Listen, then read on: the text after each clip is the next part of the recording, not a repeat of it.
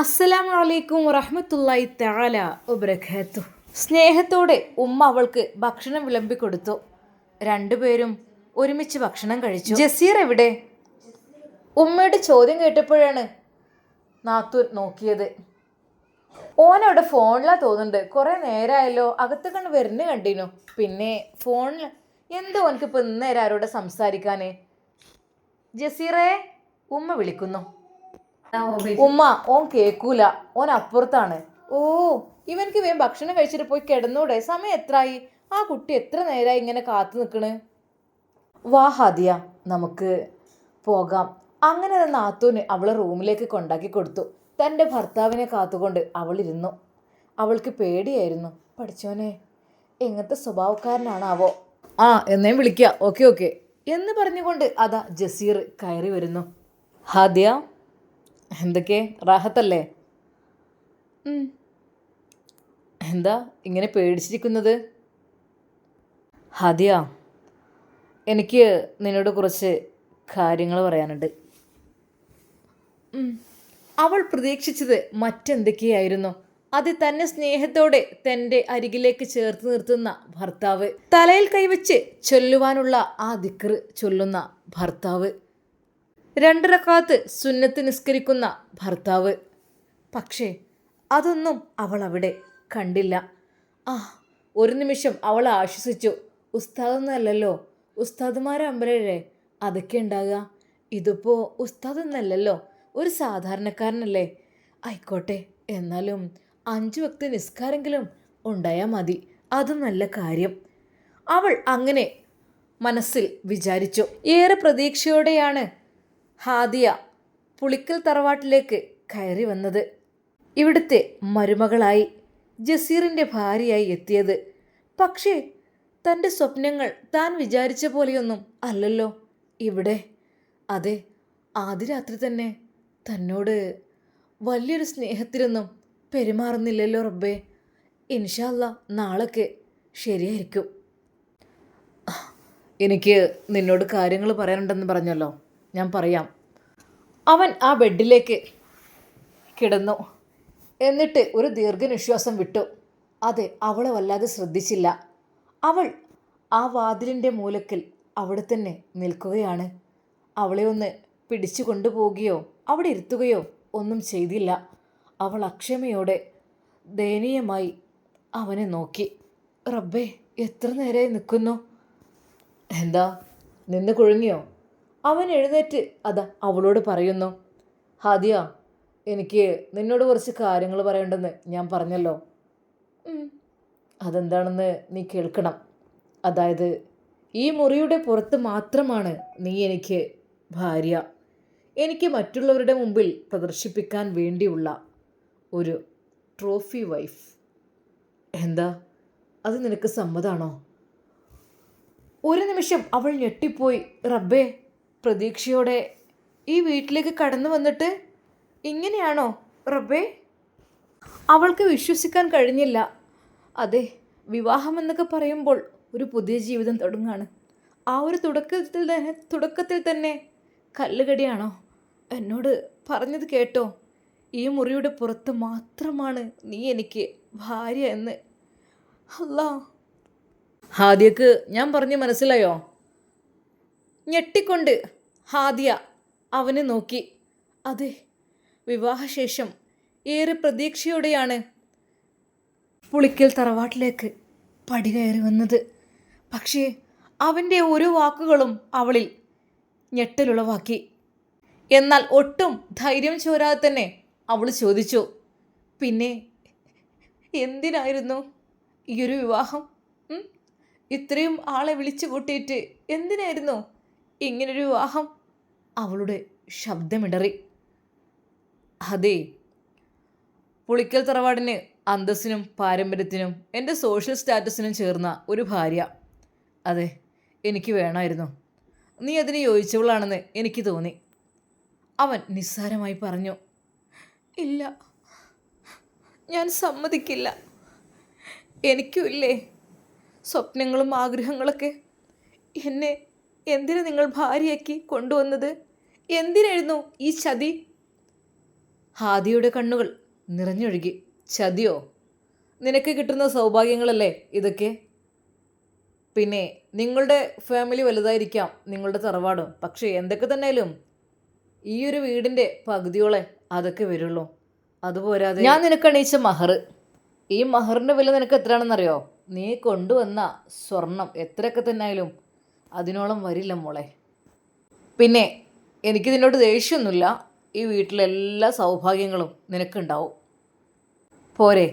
എല്ലാം ഉണ്ടാവും. പക്ഷേ ആളുകളുടെ ഇടയിൽ മാത്രമാണ് നീ എനിക്ക് ഭാര്യ. വീടിനകത്ത് നീ എനിക്ക് ഭാര്യയേ അല്ല, നമ്മൾ ആരുമല്ല. എനിക്ക് ഈ സൗഭാഗ്യങ്ങളൊന്നും വേണ്ടെങ്കിലോ? എനിക്കുമില്ലേ വിവാഹ ജീവിതത്തെക്കുറിച്ച് ആഗ്രഹങ്ങളും സ്വപ്നങ്ങളും? എന്തൊക്കെ പ്രതീക്ഷയോടെയാണ് ഞാൻ ഈ വീട്ടിലേക്ക് വന്നതെന്നറിയോ? ഞാൻ ഇതെല്ലാവരെയും അറിയിക്കും. അവൾ കണ്ണീരോടെ പറഞ്ഞു. അറിയിച്ചോ?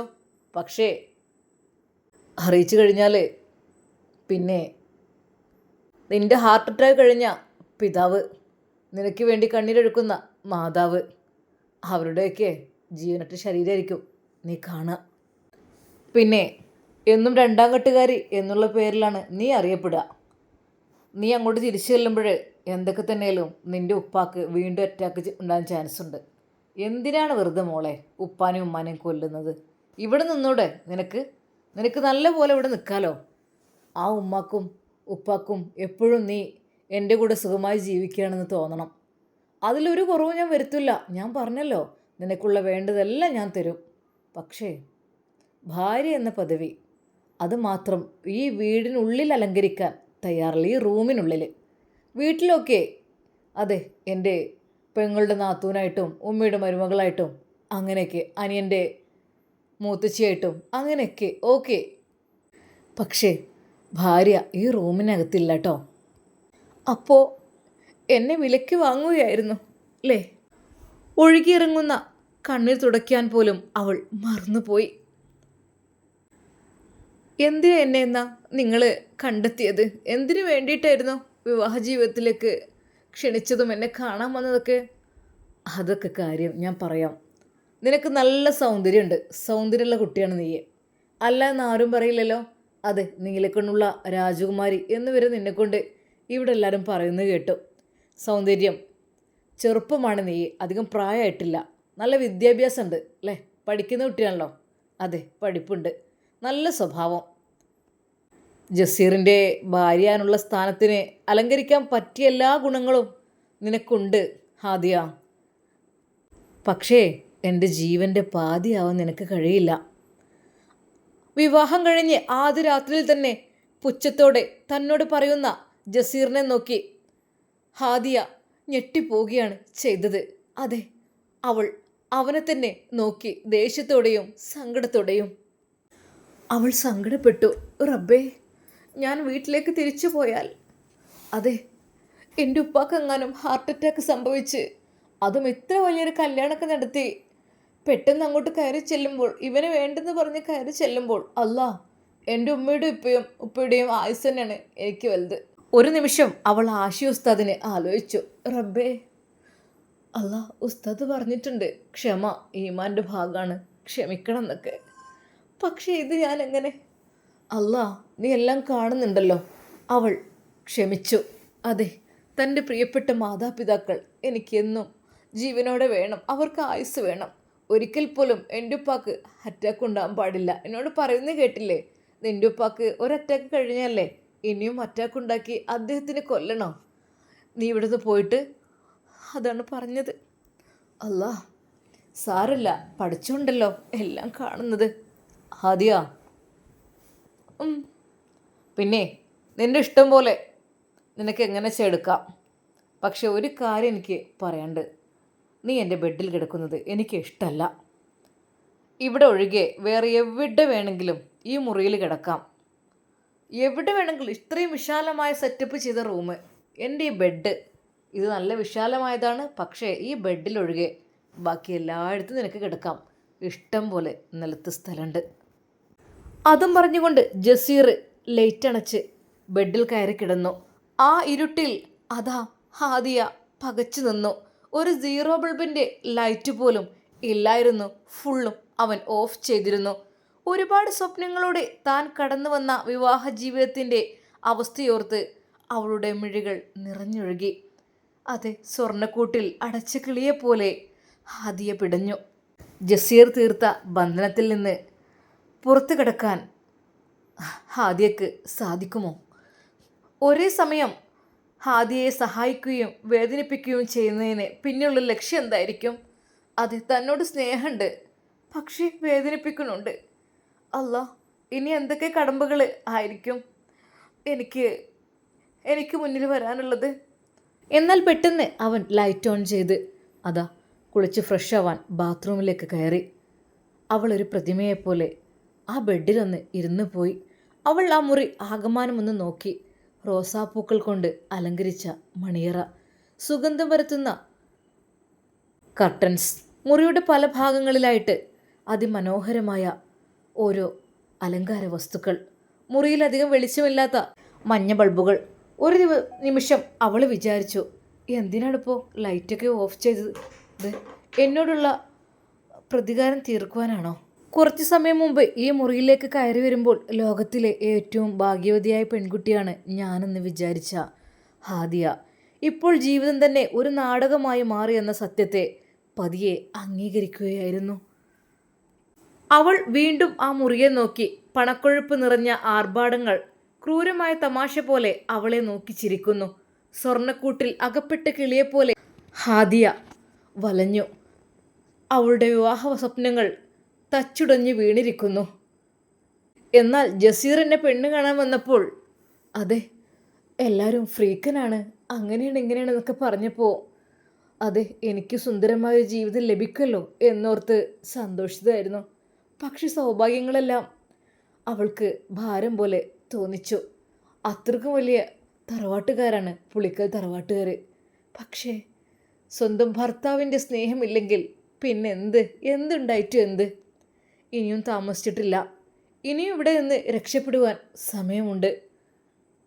പക്ഷെ വിളിക്കണോ? താത്താനെ ഇത്തി വിളിച്ചൊന്ന് സൂചിപ്പിച്ചാലോ? ഒരു പക്ഷേ ഞാൻ വിളിച്ചാൽ ഓള് ചോദിക്കും, ഈ എന്തിനാ നേരത്തെ വിളിക്കണമെന്ന്.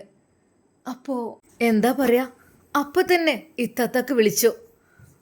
അവരൊന്നും ഉറങ്ങിയിട്ടില്ലായിരുന്നു. അതെ, ഹാദി വിളിക്കണ്ട്. മോളെ ഹാദി, മോളെ ഹാദി, എന്തൊക്കെ സുഖല്ലേ?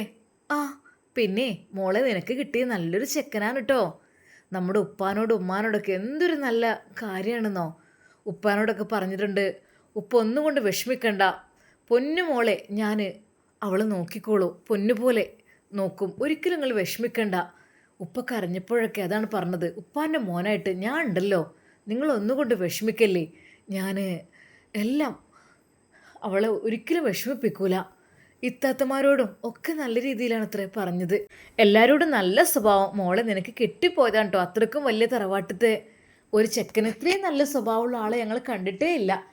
ഇത്താത്തയോട് ആ ഒരു വാക്കുകൾ കേട്ടിട്ട് ശരിക്കും ആദ്യം ഞെട്ടിപ്പോയി. റബ്ബേ, എന്നോട് ഇങ്ങനത്തെ രീതിയിൽ സംസാരിച്ച അദ്ദേഹം അവരോടൊക്കെ ഇത്രമാത്രം സ്നേഹത്തോടെ സംസാരിച്ചോ?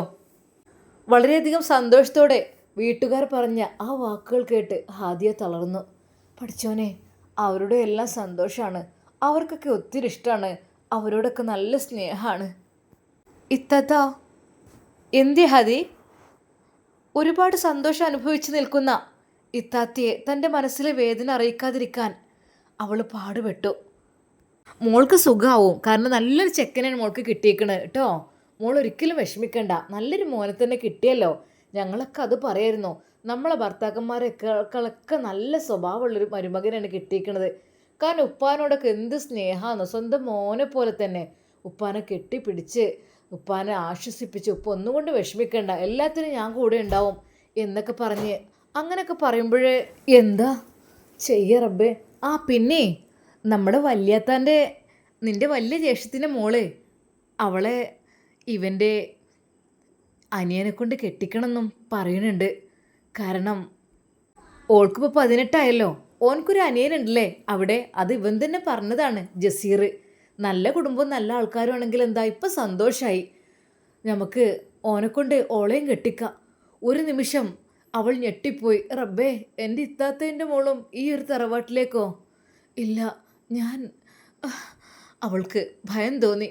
പക്ഷേ എന്ത് പറയും, അവരോടൊക്കെ നല്ല രീതിയിലാണ് എൻ്റെ ഹസ്ബൻഡ് പെരുമാറിയിട്ടുള്ളത്. എന്നോട് മാത്രം എന്താ ഇങ്ങനെ? അതോ ഇനി വെറൊരു നാടകമായിരിക്കോ എൻ്റെ ഉള്ളൊന്നറിയാൻ വേണ്ടിയിട്ട്? എന്നാലിപ്പോൾ ഈ കല്യാണക്കാര്യത്തിനെ കുറിച്ചൊക്കെ എപ്പോഴാണ് സംസാരിച്ചത്? അവൾക്കൊന്നും പറയാൻ കഴിഞ്ഞില്ല. അവളുടെ നാവ് ഒട്ടിപ്പിടിച്ച പോലെ അവൾക്ക് തോന്നി. ഇതിനെക്കുറിച്ചൊക്കെ എപ്പോഴായിരിക്കും സംസാരിച്ചത്, ഞാനുപോലും അറിയാതെ. അല്ല ഇത്താത്ത, എപ്പോഴാണ് ഇതൊക്കെ നിങ്ങളോട് സംസാരിച്ചത്? മോളെ 2 മണിക്കൂർ മുമ്പ് വിളിച്ചിരുന്നോ? വിളിച്ചിട്ട് ഉപ്പാൻ്റെ ഫോണിലേക്ക് വിളിച്ചോ? പിന്നെ ഞാൻ ഫോൺ എടുത്തോ? ഞങ്ങൾ കുറേ സംസാരിച്ചു. എല്ലാവരോടും നല്ല സംസാരമായിരുന്നു. പിന്നെ നമുക്ക് എന്ത് ഹെൽപ്പ് വേണമെങ്കിലും എന്ത് ഹെൽപ്പിനും തയ്യാറാണ്. നിങ്ങൾക്ക് എന്തെങ്കിലും ബിസിനസ് കാര്യങ്ങളൊക്കെ തുടങ്ങാനോ അതിനൊക്കെ എൻ്റെ സപ്പോർട്ട് ഉണ്ടാവും. നിങ്ങളൊന്നുകൊണ്ട് വിഷമിക്കണ്ട എന്നൊക്കെ പറഞ്ഞിട്ടുണ്ട്. നമ്മുടെ വലിയ താത്താന്ന് വെച്ചാൽ അത് കുറച്ച് അവൾക്ക് സാമ്പത്തികമായി ബുദ്ധിമുട്ടാണല്ലോ. അത് കല്യാണം കഴിച്ചപ്പോൾ നല്ല രീതിയിലായിരുന്നു കെട്ടിച്ചിരുന്നത്. പക്ഷേ പിന്നീട് അവരുടെ സമ്പത്തൊക്കെ കണ്ട് ഇല്ലാതായി. ഇപ്പോൾ കടവും കെണിയൊക്കെ ആയിട്ട് നിൽക്കുകയാണല്ലോ. നമ്മളിപ്പോൾ കൊടുക്കായിട്ടൊന്നുമല്ല, പക്ഷെ ഒരുപാട് കൊടുത്തിട്ടുണ്ട്. എന്നിട്ട് വീടിൻ്റെ ആധാരം വരെ പണയത്തിലാണ് എന്നുള്ള രീതിയിൽ അയക്കണമല്ലോ. അതൊക്കെ എടുത്തു തരാം, അതിനുള്ള ക്യാഷൊക്കെ ഞാൻ അയച്ചു തരാം എന്നൊക്കെ ആ നിമിഷം തന്നെ പറഞ്ഞു. അതൊക്കെ അയച്ചു മോളെ. അത് ഭാഗ്യമാണ് നമുക്ക് ജസീറിന് കിട്ടിയത്. കാരണം നമുക്ക് വേണ്ടി പഠിച്ചവന് ഇറക്കി തന്ന പോലെയാണ്. കാരണം നമ്മളൊക്കെ എത്ര കൊടുത്താലും ഇത്താത്താൻ്റെ ബുദ്ധിമുട്ട് തീരില്ലായിരുന്നു. ഇനിയിപ്പോൾ ഓളെ കുട്ടീനെയും കൂടി അനിയനെ കൊണ്ട് കെട്ടിക്കണം എന്നുള്ള ഒരു ചിന്താഗതിയും അവന് പറഞ്ഞിട്ടുണ്ട്. ഒരു നിമിഷം ഹാദിയ ഞെട്ടിപ്പോയി. റബ്ബേ, കല്യാണം കഴിഞ്ഞ് ആദ്യ രാത്രി കഴിഞ്ഞില്ല, അതിനു മുമ്പ് ഇതൊക്കെ സംസാരിച്ച വീട്ടുകാരോടൊക്കെ എന്നോടൊന്നും സംസാരിച്ചില്ലല്ലോ. പിന്നീടൊന്നും ചോദിക്കാനും പറയാനും ഒന്നും നിൽക്കാതെ ഹാദിയ ഫോൺ കോൾ അവസാനിപ്പിച്ചു. അവളെ പൂർണ്ണമായും പൈസ കൊടുത്ത് വാങ്ങിയെന്ന് കഴിഞ്ഞ് വേദനയോടെ അവൾ മനസ്സിലാക്കുകയാണ്. അതെ, അപ്പോഴേക്കും കടവും ലോണും വീട്ടിലും കല്യാണക്കാര്യവും അങ്ങനെ പലതും അവിടെ നടന്നു കഴിഞ്ഞു. അവൾ ആ ബെഡിലിരുന്ന് ഫോൺ കയ്യിൽ പിടിച്ച് വിതുമ്പിക്കരഞ്ഞു. പെട്ടെന്ന്, നിന്നോട് ഞാൻ പറഞ്ഞില്ലേ ബെഡിലിരിക്കരുതെന്ന്? കുളി കഴിഞ്ഞു വന്ന ജസീർ തൻ്റെ ബെഡിലിരിക്കുന്ന ഹാദിയയെ കണ്ടതും അവളോട് പറഞ്ഞു. എന്താ പറഞ്ഞാൽ കേൾക്കൂലല്ലേ? അവൾ പേടിച്ച് ബെഡിൽ നിന്നും ചാടി എണീറ്റു. എന്നാൽ അവൾ ഒട്ടും പേടിയില്ലാതെ പറഞ്ഞു, ഓ സോറി. അപ്പോൾ നിങ്ങളെന്നെ ശരിക്കും വിലക്ക് വാങ്ങി അല്ലേ? നിറഞ്ഞ കണ്ണുകളോടെ ഹാദിയ ചോദിച്ചു. അല്ല മൈ ഡിയർ, ഞാൻ നിനക്ക് നല്ലൊരു ജീവിതം തരികയാണ് ചെയ്യുന്നത്. പിന്നെ നിൻ്റെ ജ്യേഷ്ഠത്തിയുടെ മകളുണ്ടല്ലോ, കുറച്ച് പാവപ്പെട്ട, നിങ്ങൾ വലിയ പണക്കാരായിരിക്കാം, പക്ഷേ അതിനൊരു പാവപ്പെട്ട ഫാമിലി ഉണ്ടല്ലോ, ഒരാൾ എത്ര കൊടുത്താലും തികയാത്ത. അതെ, ആ കുട്ടിയുമായി എൻ്റെ അനിയനുമായി ഒരു വിവാഹാലോചന, അതും അതിനിടയിൽ നടന്നു. അവർക്കും നല്ലൊരു ജീവിതം ഉണ്ടാകട്ടെ. ഇവിടെ വന്നാൽ ആരും ബുദ്ധിമുട്ടില്ലല്ലോ. നിങ്ങൾക്കെല്ലാവർക്കും ഇഷ്ടം പോലെ ഇവിടെ സമ്പത്തുണ്ട് ജീവിക്കാൻ. അതുമാത്രമല്ല, നിൻ്റെ ജ്യേഷ്ഠത്തിയുടെ ഭർത്താവ് റഫീഖിന് ഞങ്ങളുടെ ഗ്രൂപ്പിൻ്റെ ഷോപ്പിംഗ് മാളിൻ്റെ മാനേജർ കൂടിയാകാനുള്ള അവസരം കൊടുത്തിക്കണ്. എന്താ നിൻ്റെ പ്ലാനിങ്? നിൻ്റെ ജ്യേഷ്ഠത്തിയുടെ ഭർത്താവിൻ്റെയും മകളുടെയൊക്കെ ജീവിതം തകർക്കാനാണോ നിൻ്റെ പ്ലാന്? ഒരു നിമിഷം അവൾ ആലോചിച്ചു. അതെ ഇത്താത്ത കുറച്ച് കഷ്ടപ്പെട്ടതാണ്, ആഡംബര ജീവിതമായിരുന്നു. പക്ഷെ പെട്ടെന്ന് അവരുടെ ബിസിനസ്സിൽ ഇടിവ് തകർച്ച സംഭവിച്ചു. അത് വീട് വരെ പണയത്തിലാണ്. എത്ര കൊടുത്താലും തികയൂല. അവരെയാണ് ജസീർ കൂട്ടുപിടിച്ചിരിക്കുന്നത്. എന്താ ഹാദിയ, എന്താ ഒന്നും വേണ്ടേ? നിൻ്റെ വീട്ടുകാർക്ക് നിൻ്റെ ജ്യേഷ്ഠത്തിയുടെ വീട്ടുകാർക്ക് നല്ലൊരു ജീവിതം, നല്ല ബിസിനസ്, അവരുടെ മകളുടെ കല്യാണം, ഇതൊന്നും വേണ്ടെന്നുണ്ടെങ്കിൽ ഇതെല്ലാം ഉപേക്ഷിച്ച് നിനക്ക് ഇവിടെ നിന്ന് ഇറങ്ങിപ്പോവാം. പക്ഷെ പോകുമ്പോൾ ഞാൻ കൊടുത്തതെല്ലാം ഒരു മടിയുമില്ലാതെ ഞാൻ തിരിച്ചു കൊടുക്കും. കാരണം അവരുടെ വീട് പണയത്തിലായത് ഞാനത് തിരിച്ചു കൊടുത്തു കഴിഞ്ഞു. അത് ഞാൻ ക്യാഷ് ഇറക്കി അതവർക്ക് സ്വന്തമാക്കി കൊടുത്തു. പിന്നെ അതെല്ലാം തിരിച്ചെടുക്കാം. അതുമാത്രമല്ല, ഭർത്താവ് ഉപേക്ഷിച്ച പെണ്ണിനെ പോലെ നീ നിൻ്റെ വീട്ടിൽ നിൽക്കേണ്ട അവസ്ഥ, വീണ്ടും കഷ്ടപ്പെടുന്ന അവസ്ഥ, അവർ പലിശ അടച്ച് കുഴങ്ങേണ്ടി അവസാനം ആത്മഹത്യ ചെയ്യേണ്ട അവസ്ഥ, നിൻ്റെ പിതാവ് ഹാർട്ട് അറ്റാക്ക് വന്ന് മരിക്കേണ്ട അവസ്ഥ, പിന്നെ ബാങ്കിൽ നിന്നും ജപ്തി ചെയ്യും. നിന്റെ ജ്യേഷ്ഠത്തിയും ഭർത്താവും മക്കളും വീണ്ടും തെരുവിലിറങ്ങേണ്ടി വരും. എന്താ, നിനക്ക് അത് കാണാനാണോ ആഗ്രഹം? അവൻ പുച്ഛത്തോടെ അവളെ നോക്കി. അവൻ്റെ ചോദ്യങ്ങൾക്ക് ഉത്തരം നൽകാൻ അവളുടെ കൈകളിൽ വാക്കുകളുണ്ടായിരുന്നില്ല. എന്നാൽ അവളുടെ കണ്ണുകൾ നിറഞ്ഞൊഴുകിയെന്നല്ലാതെ അവളൊരു വാക്കും പറഞ്ഞില്ല. അപരിചിതയെപ്പോലെ ഈ മുറിക്കുള്ളിൽ സ്വന്തം ഭർത്താവിനൊപ്പം ഇനിയുള്ള കാലം ജീവിക്കാനാണ് തൻ്റെ വിധിയെന്ന് മനസ്സിലുറപ്പിച്ച് ഹാദിയ ബെഡിൽ നിന്നും ഒരു തലയണ എടുത്ത് സോഫക്കടുത്തേക്ക് നടന്നു. ഏറെ സ്വപ്നം കണ്ട വിവാഹ ജീവിതത്തിൽ താൻ ഒരു കോമാളിയായിപ്പോയത് വേദനയോടെ അവൾ മനസ്സിലാക്കി. എന്നാൽ ഹാദിയയുടെ കണ്ണീരിന് വില നൽകാതെ ജസീർ ബെഡിലേക്ക് കമിഴ്ന്നു കിടന്നു. സോഫയിൽ കിടന്ന് ഹാദിയ ജനലിലൂടെ പുറത്തേക്ക് നോക്കി. തെളിഞ്ഞു നിന്ന പൂർണ്ണചന്ദ്രനെ കാർമേഘം മൂടി മറയ്ക്കുന്നു.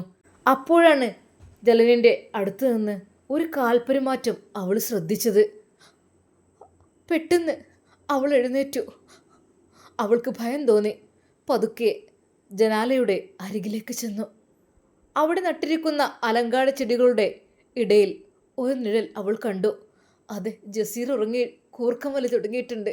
പക്ഷേ ജലനിൻ്റെ അടുത്ത് ഒരാള്. അവൾക്കാകെ പേടി തോന്നി. പഠിച്ചോനെ, ഞാൻ എന്ത് ചെയ്യാ? പരിചയമില്ലാത്ത വീട്. അത് ഭർത്താവ് ബെഡിൽ കിടന്ന് സുഖമായി ഉറങ്ങുന്നു. ഞാൻ ഈ സോഫയിൽ ചുരുണ്ടു കൂടുന്നു. AC യുടെ തണുപ്പാണെങ്കിൽ നല്ലോണം കൂട്ടിയിട്ട് തണുത്ത് വിറക്കുന്നു. പക്ഷേ ഈ ജനാലയുടെ അരികിൽ ആരാണ്? എനിക്ക് പേടിയാകുന്നു. അവൾ പേടിച്ചു വിറച്ചു. ഇൻഷാ അല്ലാഹ് ഇതിൻ്റെ ബാക്കി ഭാഗം നാളെ കാണാം. അതുവരേക്കും എല്ലാവർക്കും അസ്സലാമു അലൈക്കും വറഹ്മത്തുള്ളാഹി തആല വബറകാതുഹു. ഹാദിയയുടെ ജീവിതം ഇനി എന്തായിത്തീരും? അവൾ ജസീറിൻ്റെ കൂടെ താമസിക്കുമോ അതോ വീട്ടിലേക്ക് തിരിച്ചു പോകുമോ? തിരിച്ചു പോന്നു കഴിഞ്ഞാൽ ഒരു പക്ഷേ തൻ്റെ ഭർത്താവിനെ ആശ്രയിച്ച് കഴിയുന്ന ഒരു കുടുംബം അതങ്ങ് ഇല്ലാതാവും. പഠിച്ചോനെ, എന്താ ഞാൻ ചെയ്യുക?